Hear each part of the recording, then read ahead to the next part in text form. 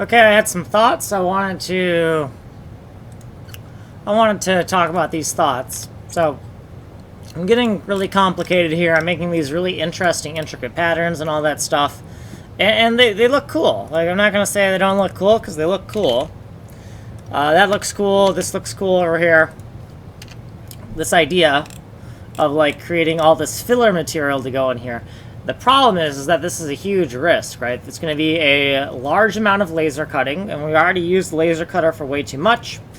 So we're just spending more time on the laser cutter at the shop when the shop is a set fee per month, right? So the more machines we can offboard to work to, the more value we get out of the shop. So I'm looking at this, I'm like, this is a lot of laser cutting, and I was visualizing it in the shower, and I'm like, you know, this could end up looking completely awesome, or it could just end up looking horrible, right? And so we need to think about how can we produce something relatively cheaply and relatively quickly, and then just iterate very fast, right? So we want to use that pottery analogy of, like, supposedly there was, like, some type of study, and you know, there was one group that was graded on just create one pottery piece for the semester. You're going to be just graded on that, right? And then there was another group of people, instead of being graded on one piece of pottery, they were said, you know, like, you know, every day just make another piece of pottery.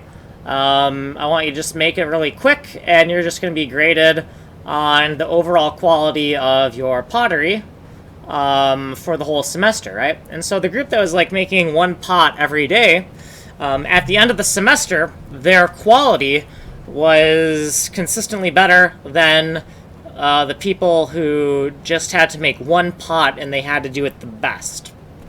So when I'm looking at this, I'm seeing all these intricate cuts, and I'm seeing, like, a lot of risk invested in this design. And I'm like, yeah, this could end up really cool, but it's, first of all, it's really high risk. And second of all, if we take that pottery analogy to heart, then we really want to figure out a way to rapidly prototype the tops, the tops, and figure out how to start making things just faster, right? So I think that I like this. We'll keep track of this, but we're not gonna use this. I think I know we did a whole bunch of work on this today, but I'm not gonna get into sunk cost fallacy, because I think that a lot of times R&D is explorative, right? So I did some stuff, and instead of having this as, like, a really cool amorphous idea in my mind, you know, I started to code it out, think about it, visualize it, and then that awesome idea I was, you know, infatuated with.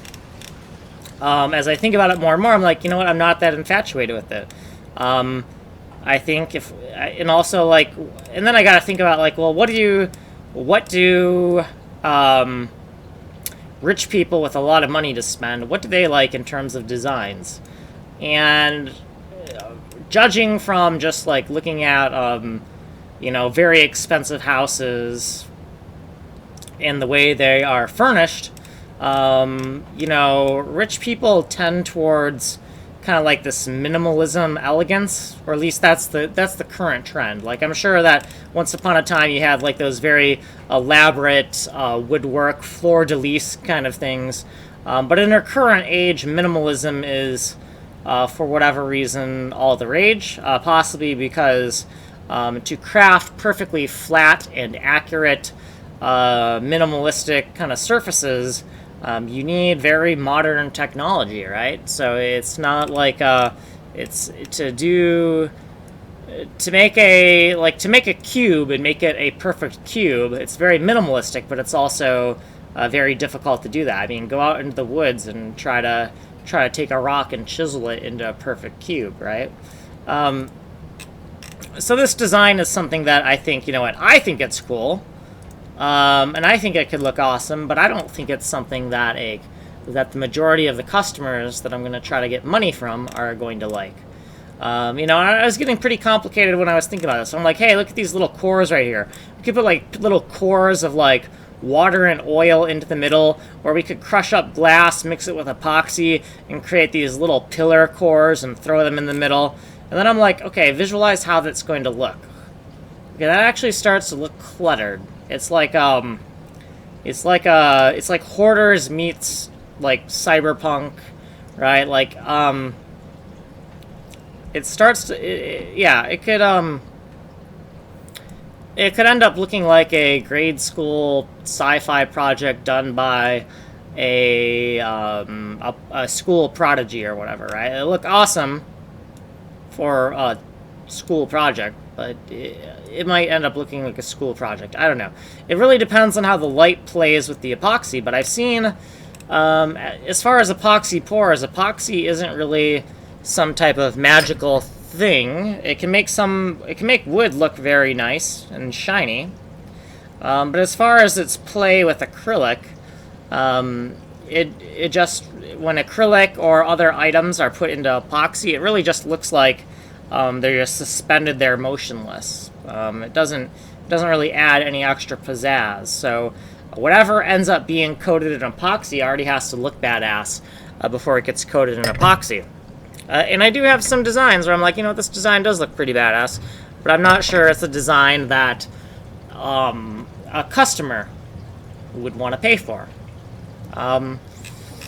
So I'm going to have to shelve this. I'm going to shelve this, and before I shelve it, I'm going to try to just make a note of this, right? So I'm just going to take this, and I'm going to take some screenshots of what this is. So when I want to look at it later, when I'm trying to go through old folders and things, I can look at the screenshots in the folder with the projects and know what it was all about, right? So we're just going to go... So CHS is for what? Coffee table heatsink, right? So it's like a heatsink pattern, and we're going to take this function name, right? That's the function name that is responsible for kind of the code we're seeing, the visuals we're seeing. So we're just going to name that .png. And then the other thing that we're interested in is we were working on a cutting sheet. Like, we got pretty far. Like, you know what? We could, like, start cutting this, right? And we were like, man, this looks like this design, it looks really cool. Like, it looks cool. It's just that I don't think it's a minimalistic design that's going to command money. So we got to think... Now, there is the idea of, like, oh, well, just, you know, make something you want, and then other people will want it and buy it. Okay, well, what kind of person am I? Well, I'm a person with not that much money. So if I make something I like as a person with not much money, then my taste, like if we want to get kind of classicist here, as a person with not much money, then my tastes are probably that of people with not much money, right? And so if I make something with my tastes in mind, it's going to attract other people like-minded like me, and those other people who are like-minded like me probably don't have much money either. So obviously that's kind of a very classicist way to look at it. But I'm going to try to look at things... now, I'm going to try not to look at things with rose-colored glasses and just think about, well, what is... And actually, this is 179. So I'm going to try to look at it from just a realistic perspective, right? So sometimes the truth is ugly, right? So yeah, I'm going to keep on trying to make something, but I think this strategy is bad. Also, the other thing is that if we look at this, I'm not confident that this is really going to add as much filler as I want. And then, right, if we're going to use these fancy designs as a filler material, we still have another problem, which is we have to make sure that it goes all the way up to the edges of a bounding box, and we still have to craft the bounding box. So it would be easier as if we just got some plywood and made a pool out of plywood, right? Like, we get the plywood, and we bolt together some shallow sides on the plywood. We pour the epoxy directly into the plywood, and we make the plywood that is a reservoir for the epoxy, instead of trying to make it a temporary mold, we make it just fuse with the wood, and then we chisel it down after we've made the pour, and then we can chip away at the back side of it, and we can chip away at it, and then we can do all the planing and whatnot necessary. You know, if we really wanted to, we could make a very shallow pool with plywood, and then we could just mill it down until the plywood is gone, right? We could do that as well. So there's a whole bunch of ideas that we could do. Well, right now, we're going to shelve this. We're going to shelve this one. I know I keep on, like, every day I've been working on ideas, and then I kind of shelve them. But we got to really think it out, right? So it's not a lot. It's not. First of all, let's not worry about sunk cost fallacy, and then even that, it's not really a sunk cost, right? It's we thought the idea through thoroughly enough, and then just decide it was bad. It's like when you're a teenager, and you don't think something through, and you just do something really stupid that was fun at the time, because you didn't think about the consequences. Same thing here, right? So, but unlike being a teenager, it's not something that's, oh, if you just took a moment to think about it, you would know it was stupid. It's like, okay, you actually have to take a few hours and think about it and work it out before you realize it's stupid. So it's still the same concept. It's just that now being an adult, some of those stupid ideas just take more time to figure out. Now, it's something that I would like to revisit when I have more money to kind of risk on something that kind of fanciful and crazy. But for now, we don't want to risk it. We want to figure out something we can relatively cheaply produce and rapidly prototype, right? So if we can produce it for cheap enough, we can have multiple shots at perfecting it, right? So if we have multiple shots at perfecting it, then if we screw up once, no big deal, right? We can just start over, right? So that's what we're going to try. And this stream is not going to go probably past a half hour, right? I'm getting, right after this is committed, I'm going to be done. But I just wanted some closing comments as to my thoughts on what is going on here and why I am doing what I'm doing. And I don't know, man. I am full of anxiety, nervous. My ego fluctuates up and down like crazy. Some days I feel like a complete idiot. Other days I feel like a genius. But I do feel like maybe the manic depressiveness is actually for the best, because when you have that super egotistical confidence, you think of all these crazy things, right? And then when you're all depressed, you kind of scale back to reality.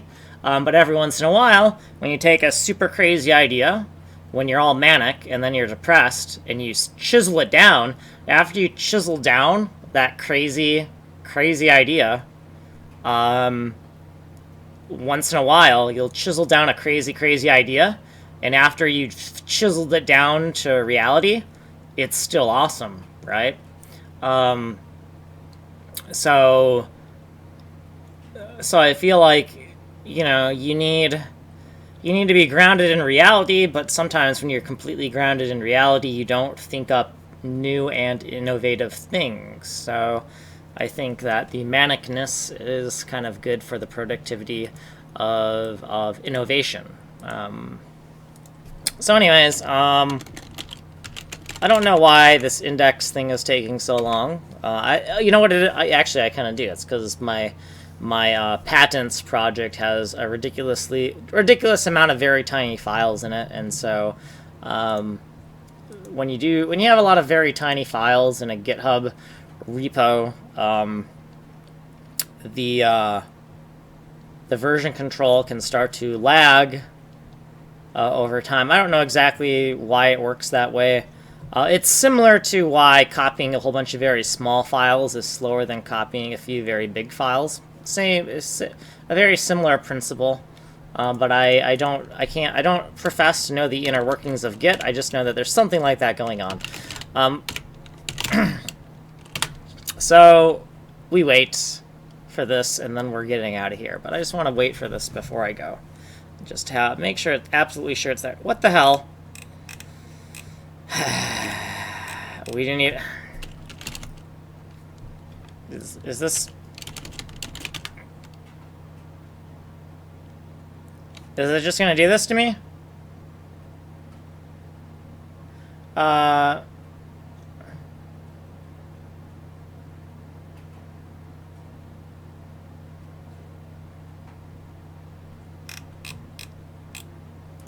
Come on. What the hell? Like, it didn't add a whole bunch of really small files. Like, I know there's a few extra files, but I don't like... I don't know, they hit some type of tipping point.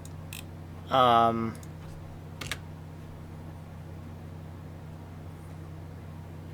the hell?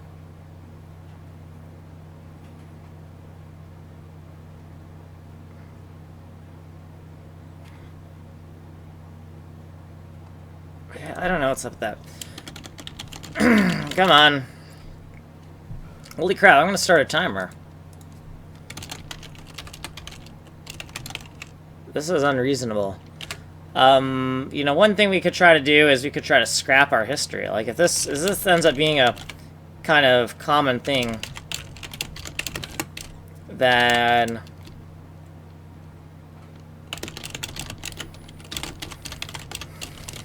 If it becomes a very common thing, we want to scrap the history and just make a... Or not scrap the history, but we could just copy all the files over into a new repo and call it utility patent 2. Right, utility patent repo number 2. Because this is unreasonable here. It's like really unreasonable.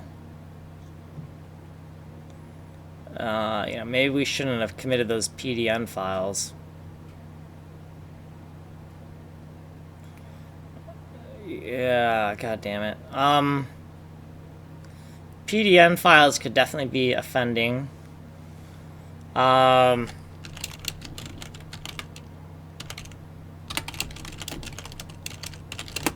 we'll not jump the gun on that yet, but if it keeps on doing that every day, I'm gonna have to I'll just nuke the repo. I'll just take everything, copy it over.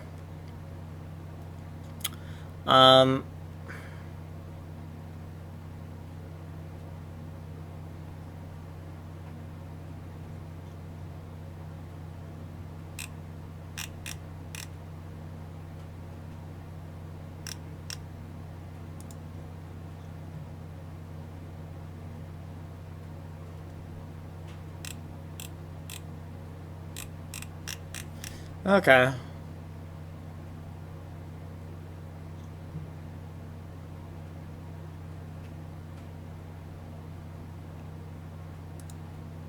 Okay, so anyways, I'm out of here. Later. I can't believe that took that long.